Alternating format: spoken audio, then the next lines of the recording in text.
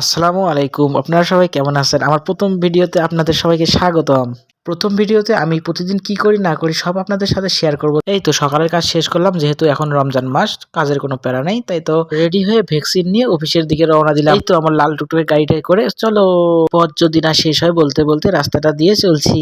এরপর খামারে মনে হয় এসে গেছি। এই দেখেন আমার এই ১ম খামার। আমি ১ম খামারটা আপনাদের কিভাবে ভিজিট করি তাই দেখাবো। এই তো আমার ১ম মুরগির খামার। মুরগিগুলো কেমন হয়েছে দেখুন তো। আমি একটা মুরগি ধরে দেখাচ্ছি। এই দেখেন কত সুন্দর মুরগিটা। বাহ! কত সুন্দর নাদুস, নাদুস মুরগিটা, তাই না? আমার প্রতিদিনের ডিউটি হয় এই মুরগিগুলোকে দেখাশোনা করা। মুরগিগুলো যাতে সবসময় সুন্দর থাকে, সতেজ থাকে তাই আমাদের হয়। এখানে দেখেন কত সুন্দর ছোট, ছোট বাচ্চাগুলোকে ব্রুডিং করা হয়েছে লাল কাপড় দিয়ে, তাই না? তারা কত সুন্দর আরামে ঘুমাচ্ছে। আমি একটা ছোট কিউট বাচ্চাকে ধরে দেখাচ্ছি তোমাদের, দেখো। আমরা কিন্তু বোর্ডিং এ ৩ থেকে ৪ দিন পর্যন্ত সুন্দরভাবে তাপ দেই যাতে তাদের কুসুমটা সুন্দরভাবে শুকিয়ে যায়। আর তাহলে তারা সুন্দরভাবে সুস্থভাবে থাকতে পারবে। আর এখানে মুরগিটা কাটাকাটি করতেছি কি হয়েছে না হয়েছে তা দেখার জন্য।